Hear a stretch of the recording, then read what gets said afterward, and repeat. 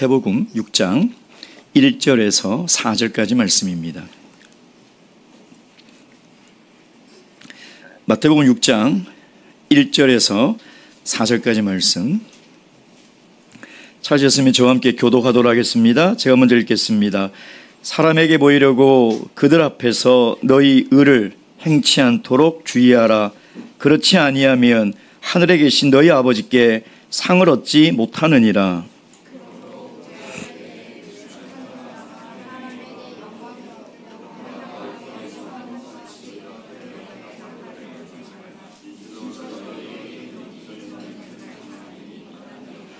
너는 구제할 때에 오른손에 하는 것을 왼손이 모르게 하여 내 구제함이 은밀하게 하라. 은밀한 중에 보시는 너희 아버지가 갚으시리라. 아멘. 미국의 어떤 마을에 11년 동안 한 남자가 사람들이 굉장히 많이 다니는 그 도로에 아침마다 나와서 커피를 한잔하면서 신문을 보았던 것입니다.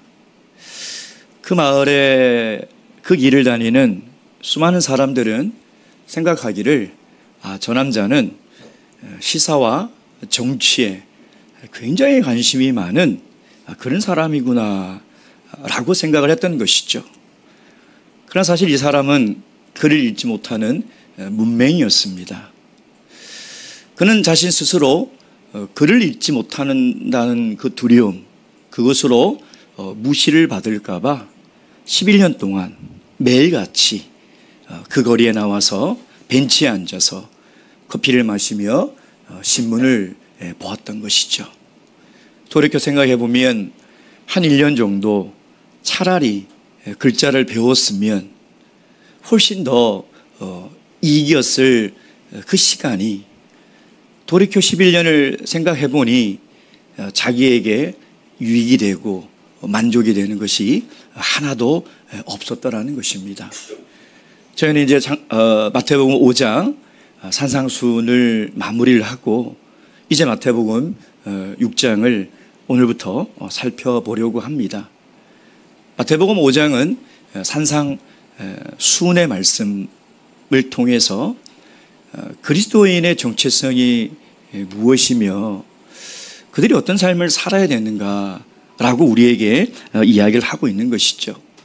그래서 팔복을 통해서 그리스도인이라는 것은 내면의 성품의 변화가 일어난 사람들이고 그리스도인은 이 세상의 빛과 소금의 정체성을 가지고 살아가야 되며 바리새인들보다 더 나은 의를 추구하지 못하면 하나님 나라에 들어갈 수 없는 사람들이 그게 바로 그리스도인이다 라고 우리에게 이야기를 하였습니다. 그럼 6장에 넘어와서는 예수님이 무슨 말씀을 하시느냐. 그렇게 새롭게 변화된 그리스도인들이 신앙생활을 하면서 쉽게 오류에 빠지기 쉬운 것을 우리에게 지금 이야기를 하고 있는 거예요. 그게 뭐냐? 위선이라는 것입니다. 그게 바로 외식이라는 것이죠. 그래서 예수님은 그리스도인이 신앙생활하면서 정말 조심해야 될 것, 그리스도인의 정체성을 잃어버리지 않도록 주의해야 될 것이 그것이 바로 위선과 외식이다라고 오늘 우리에게 이야기를 하고 있다는 것입니다. 동시에 그 신앙의 오류에서 벗어날 수 있는 방법, 그 신앙의 오류에 빠지지 않는 방법까지 우리에게 이야기를 하고 있는 것입니다. 그 구체적인 예가 뭐냐면 구제와 금식과 기도의 이 세 가지 예를 통해서 오늘 우리에게 말씀을 하고 있는 것이죠. 그럼 예수님은 왜 많은 신앙생활 가운데 구제와 금식과 기도 이 세 가지만 딱 선택을 해서 우리에게 말씀을 하시는가? 구약에 보면 구약의 외경이 있습니다. 토비아서라는 외경이 있는데 거기에 이런 글이 있어요. 하나님의 백성들이 반드시 해야 될 세 가지 경건의 훈련이 있다. 그것은 구제와 금식과 기도다 라고 되어 있다는 것이죠. 그만큼 유대인들은 신앙생활을 하면서 중요하게 생각하는 세 가지 신앙의 행위가 뭐냐? 구제와 금식과 기도라는 것입니다. 이것을 굉장히 중요하게 생각하고 있었다는 것이죠. 동시에 가장 중요하게 생각하는 신앙의 생활이 가장 쉽게 왜곡되고 오류에 빠지기 쉬운 것이라는 것입니다. 여러분, 우리가 신앙생활할 때 무엇을 가장 중요하게 생각하십니까? 아마 대부분 예배가 아니겠습니까? 그래서 예배를 소중하게 여기고 항상 내 삶의 우선순위가 예배를 드리는 시간이죠. 사실 그 시간은 하나님과 만나기로 한 약속된 시간입니다. 하나님께 아무 통보 없이 하나님 앞에 나오지 않으면 하나님이 굉장히 서운하시죠. 예배가 정말 중요합니다.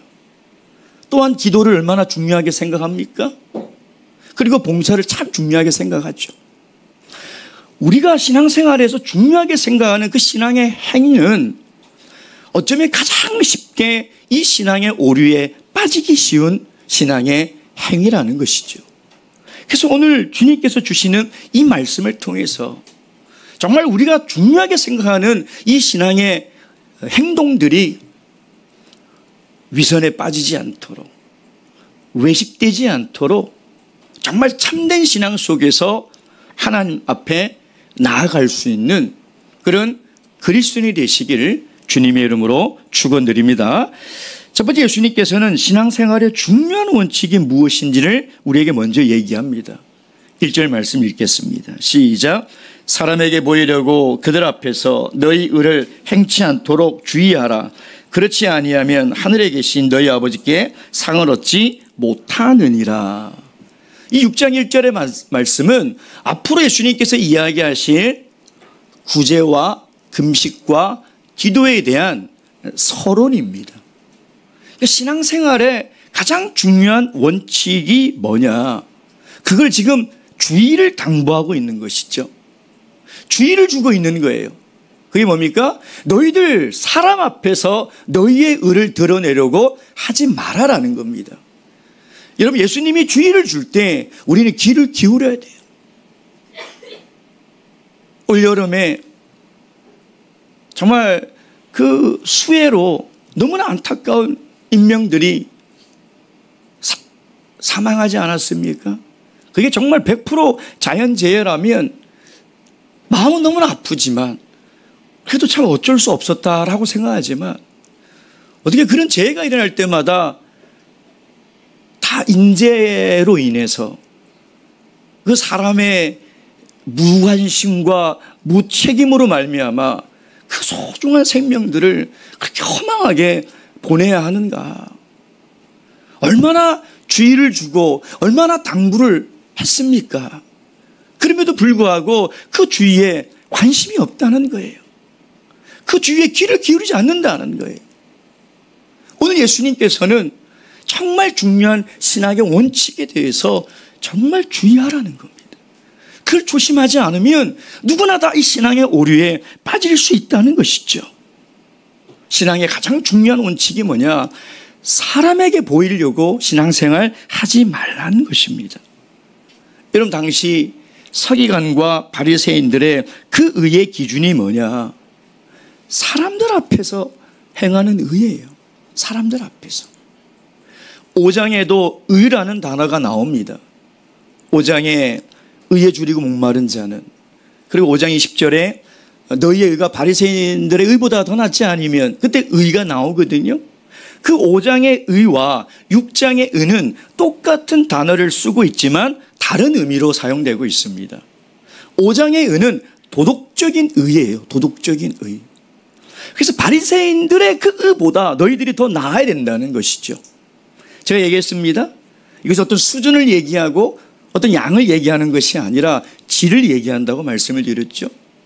그리고 이방인들의 사랑보다 뛰어나야 된다고 얘기를 하고 있는 것이죠. 그러나 6장의 의는 종교적 의를 얘기하고 있는 거예요. 종교적 의. 그래서 너희들이 구제를 할 때 사람들 앞에서 보이려고 하지 말라는 거예요. 그 신앙의 행위가 사람들 앞에서 하지 말라는 것이죠. 이방인들처럼 기도할 때 중언부언 하지 말라는 것입니다. 이렇게 예수님은 이 의에 대해서 서로 도덕적인 의도 중요하지만 종교적인 의도 중요하다고 우리에게 이야기를 하고 있는 것이죠. 그래서 신앙생활의 가장 기본 원칙, 우리가 이 신앙의 오류, 위선과 외식에 빠지지 않으려면 사람들 앞에서 신앙생활을 해서는 안 된다는 거예요. 사람을 봐서는 안 된다는 거예요. 사람을 의식해서는 안 된다고 이야기를 하고 있다는 것이죠. 시편 139편 1절 말씀 보겠습니다. 139편 1절 말씀입니다. 1절 말씀. 다 함께 읽겠습니다. 139편 1절 시작. 여호와여 주께서 나를 감찰하시고 아셨나이다. 주께서 나를 감찰하시나이다. 여러분, 이게 우리 신앙의 가장 중요한 신앙의 원칙이 돼야 돼요. 감찰한다는 건 뭐냐면 쳐다보고 조사하고 기록한다는 거예요. 하나님이 우리의 24시간을 다 살펴보고 계신다는 거예요. 우리가 예배를 드리고 기도를 하고 우리가 사회에서 세상에서 살아갈 때 하나님은 우리의 마음과 피부까지 다 조사하시고 다 하신다는 거예요. 근데 우리는 너무나 당연한 이 신앙의 원칙을 종종 잊어버리고 살아가요. 그것을 의식하지 않고 살아갈 때가 종종 있다는 거예요. 그때 우리는 신앙의 오류에, 그때 우리가 다시 깨우치지 않으면, 다시 이 의식을 붙들지 않으면 나도 모른 채 사람들 앞에서 신앙생활하는 신앙인이 되어버린다는 거예요. 누가복음 16장 15절 말씀 보겠습니다. 누가복음 16장 15절 말씀. 누가복음 16장 15절 말씀 다 함께 읽겠습니다. 누가복음 16장 15절 말씀입니다. 다 함께 읽겠습니다. 시작. 예수께서 이르시되 너희는 사람 앞에서 스스로 옳다 하는 자이나 너희 마음을 하나님께서 아시나니 사람 중에 높임을 받는 그것은 하나님 앞에 미움을 받는 것이니라. 아멘. 사랑하는 성도 여러분, 저와 여러분이 참된 신앙생활을 하기 위해서는 이 가장 중요한 원칙, 하나님이 나를 감찰하신다, 이걸 한시도 잊어서는 안 돼요. 기독교 역사에 종교개혁이 일어날 때 코람데오, 하나님 앞에서 그 천주교의 형식적이고 위선적인 그런 의식이 난무하는 그 기독교의 신앙의 개혁을 일으키고자 한 모든 사람들이 외친 것이 하나님 앞에서 살아가자는 거예요. 하나님 앞에서. 우리가 하나님 앞에서라는 이 신존 의식이 살아있다면 우리의 예배는 반드시 달라집니다. 우리의 기도는 달라질 것이고 우리가 세상에서 하는 말과 행동은 달라질 수밖에 없어요.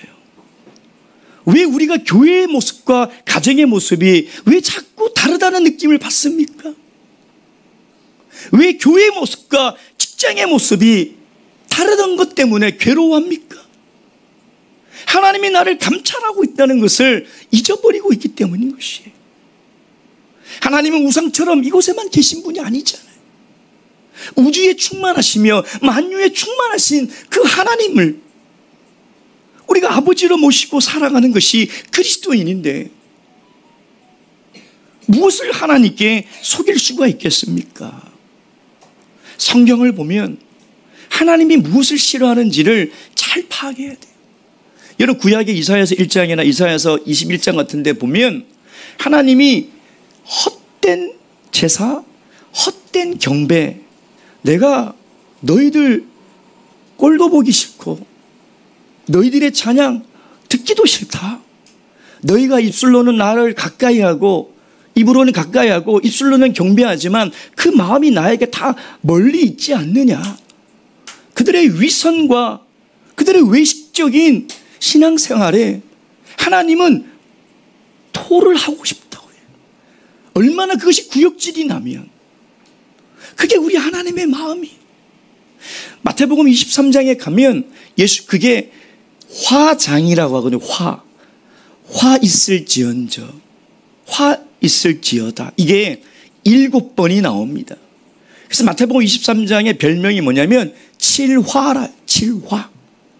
여러분, 화 있을지언저가 무슨 뜻이냐면 저주받아라라는 뜻이에요. 예수님의 입에서 저주받아라. 이거는 저주 기도문 때 사용하는 단어예요. 저주받아라. 이 외식하는 바리새인들아. 예수님이 얼마나 이것을 미워하고 얼마나 싫어하는지를 성경을 통해서 우리에게 이야기하고 있지 않습니까? 하나님은 모든 것을 보시고 모든 것을 아시며 그리고 모든 것을 기록해 두십니다. 우리가 하나님 앞에서 하나님이 나를 감찰하시는 분이라는 것을 잊지 않고 살아가는 것이 저와 여러분의 신앙의 원칙이 되어서 우리의 신앙이 하나님 앞에 연락받을 수 있는, 인정받을 수 있는 그런 삶을 살아가시길 주님의 이름으로 축원드립니다. 그래서 예수님께서 그 구체적인 신뢰를 이제 우리에게 이야기하는 거예요. 그 사람을 바라보는 그 신앙의 그 신뢰, 2절 말씀 읽겠습니다. 6장 2절 시작. 그러므로 구제할 때에 외식하는 자가 사람에게 영광을 얻으려고 회당과 거리에서 하는 것 같이 너희 앞에 나팔을 불지 말라. 진실로 너희에게 이르노니 저희는 자기 상을 이미 받았느니라. 그러므로 너희가 구제할 때, 이 원문에는 이렇게 되어 있습니다. 각 사람이 반드시 구제를 할 때, 그만큼 유대인들에게 있어서 구제는 중요한 신앙의 행위예요.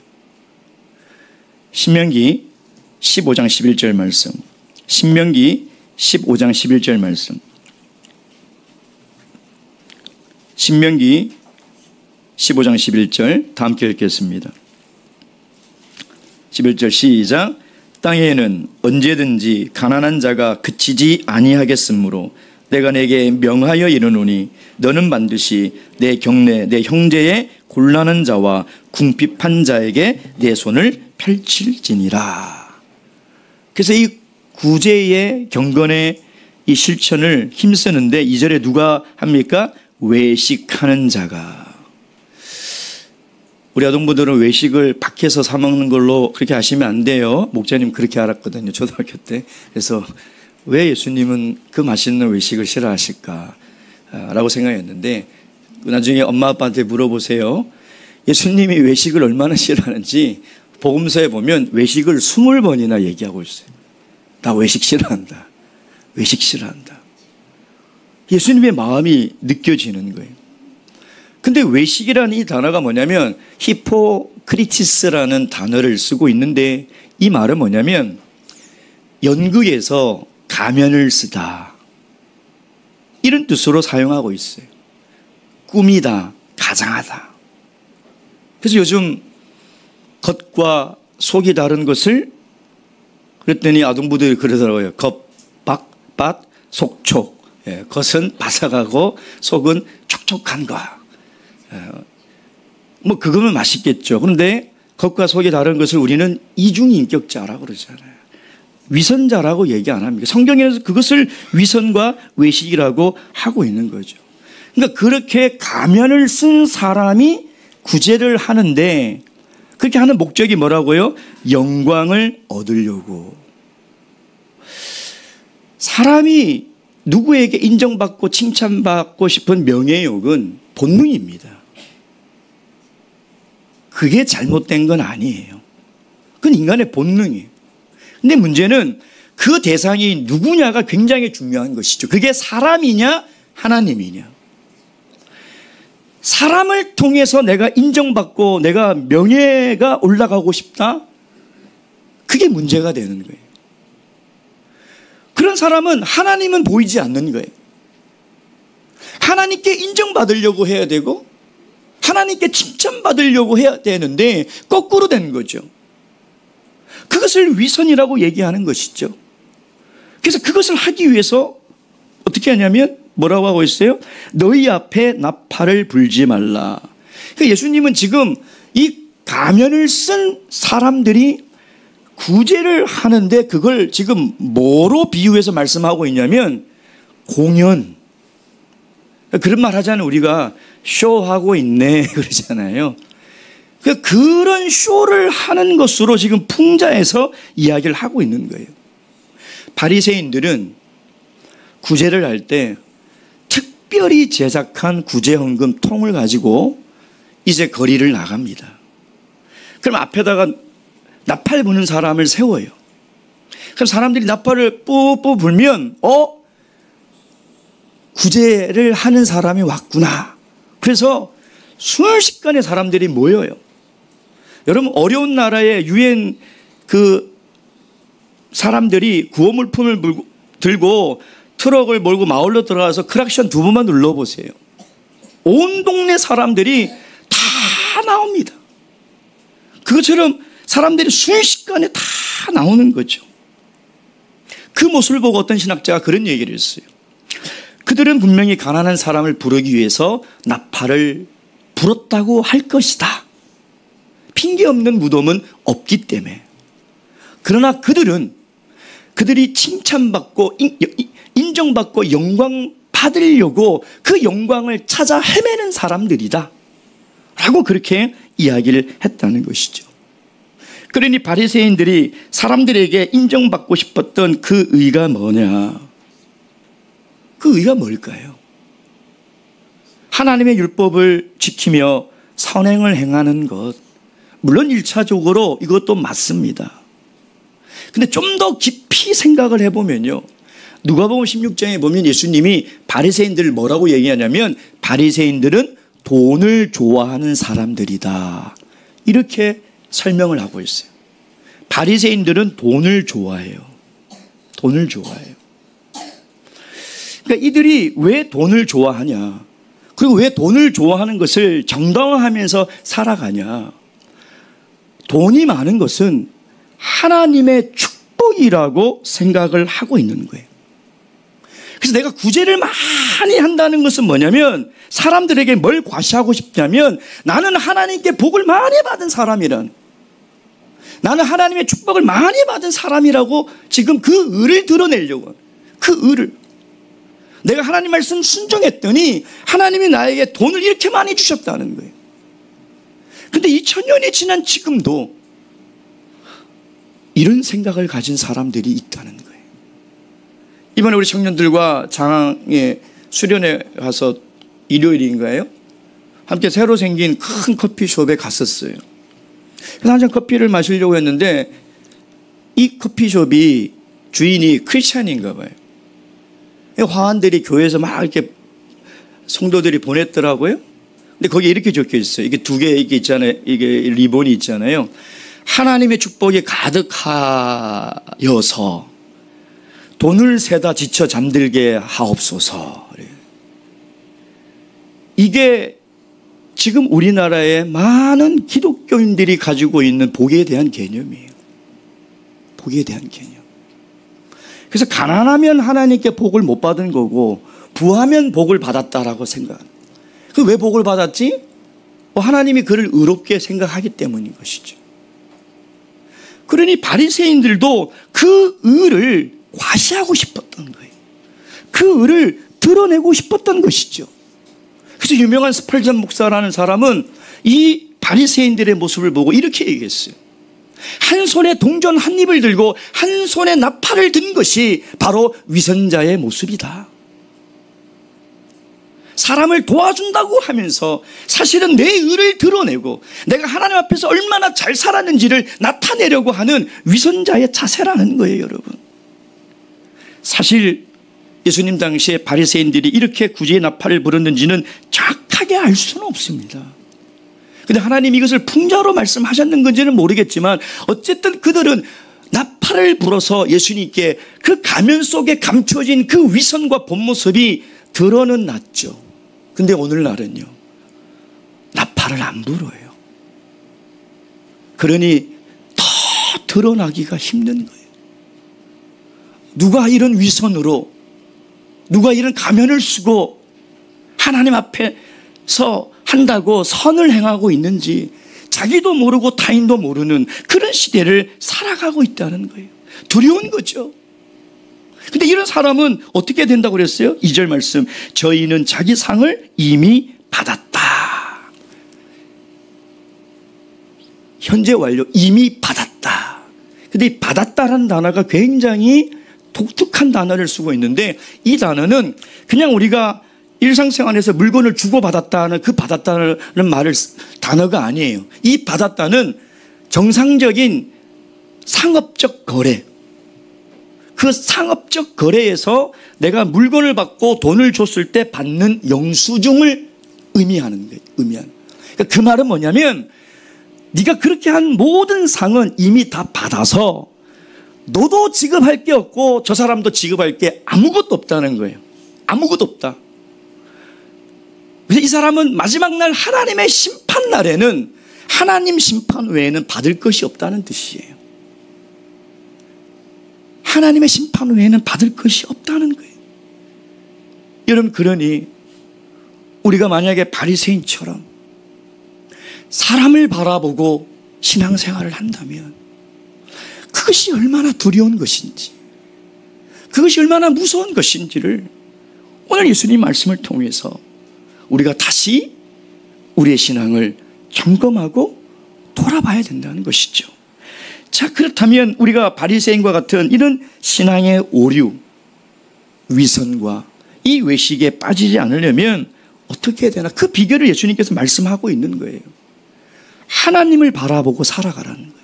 3절 4절 말씀 읽겠습니다. 3절 4절 시작. 너는 구제할 때에 오른손에 하는 것을 왼손이 모르게 하여 내 구제함이 은밀하게 하라.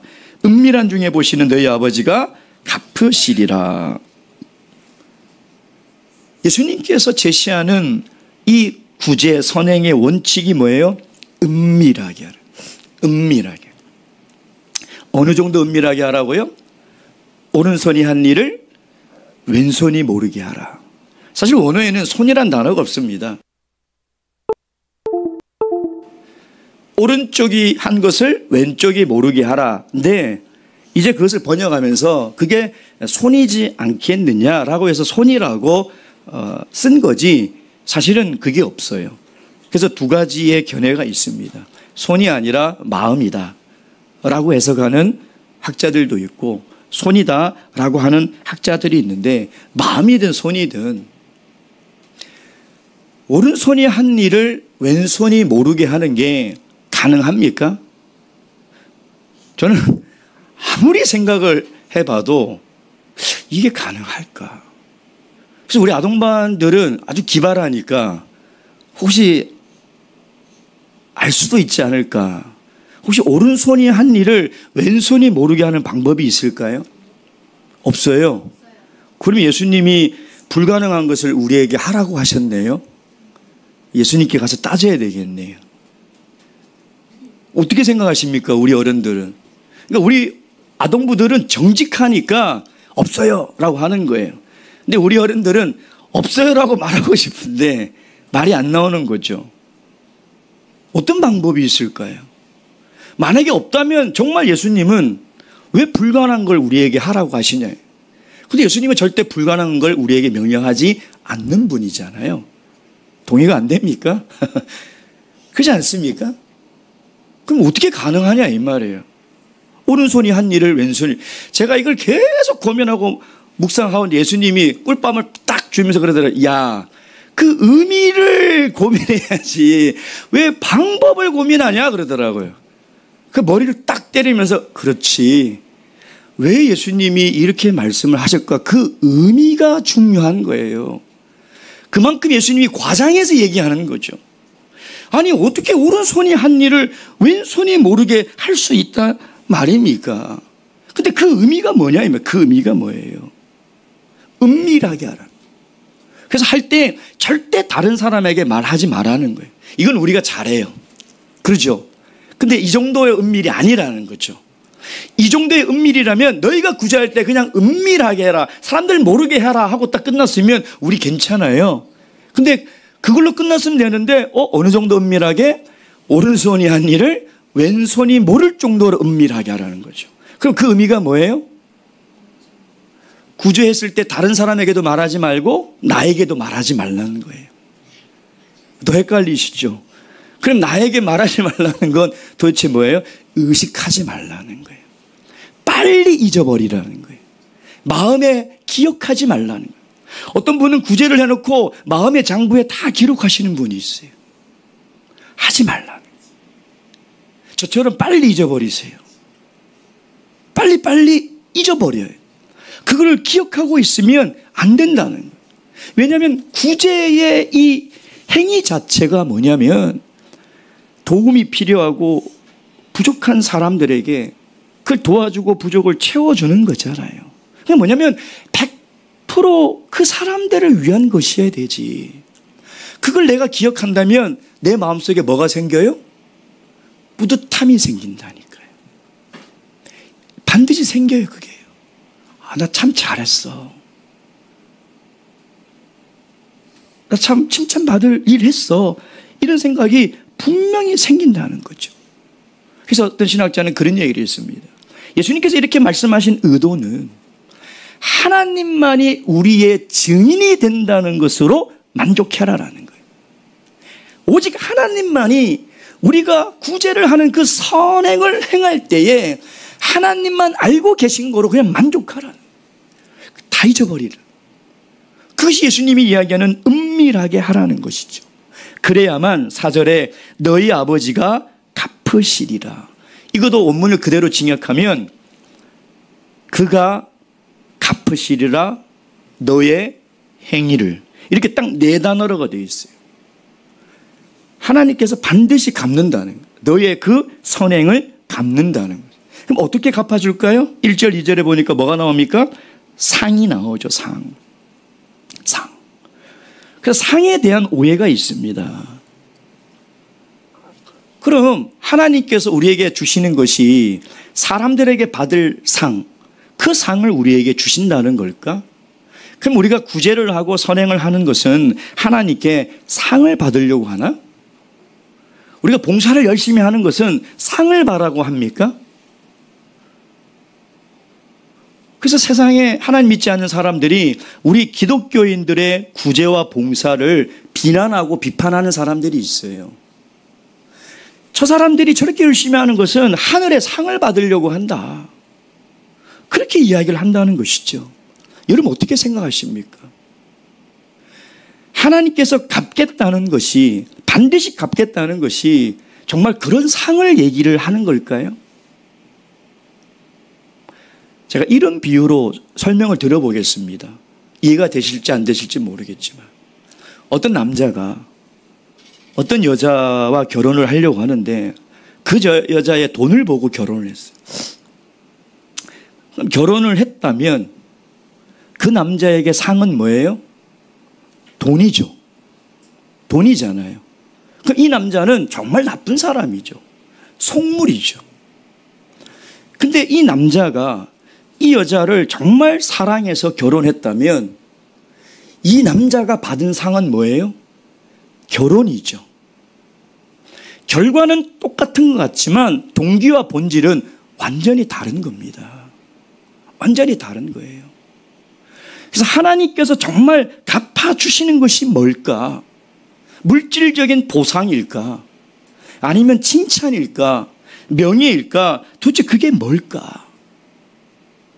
여러분, 이 상은요, 만약 우리가 은밀하게 하나님의 말씀에 이 구제를 실천하면, 여러분, 그 부족하고 힘든 사람들이 마음의 여유를 얻고 얼굴에 웃음을 띠고 그걸 통해서 하나님의 사랑을 알고 하나님을 믿는 것을 그 보는 것 그 자체가 사실 우리에게 엄청난 상이라는 거예요. 하나님께서 반드시 그걸 갚아주시겠다는 거예요. 사도행전 20장 35절 말씀 보겠습니다. 사도행전 20장 35절 말씀. 사도행전 20장 35절 말씀. 다 함께 읽겠습니다. 시작. 범사에 너희에게 모범을 보였노니 곧 이같이 수고하여 약한 사람을 돕고 또 주 예수의 친히 말씀하신 바 주는 것이 받는 것보다 복이 있다 하심을 기억하여야 할지니라. 아멘. 우리가 구제의 선행을 베풀 때 이미 우리는 복을 받은 거예요. 이미 하나님께서 다 갚아주신 거예요. 근데 우리의 구제가 나중에 하늘에서 받을 뭔가 땅에서 받지 못하는 것의 보상 심리로 하는 것이 아니라는 거예요. 이미 하나님이 나를 구원해 주심으로 나를 천국 백성 삼아 주신 것, 그것만으로 하나님의 상을 우리는 다 받은 것이라는 것이죠. 사랑하는 성도 여러분, 누구를 바라보며 신앙생활 하시겠습니까? 묵도하시겠습니다.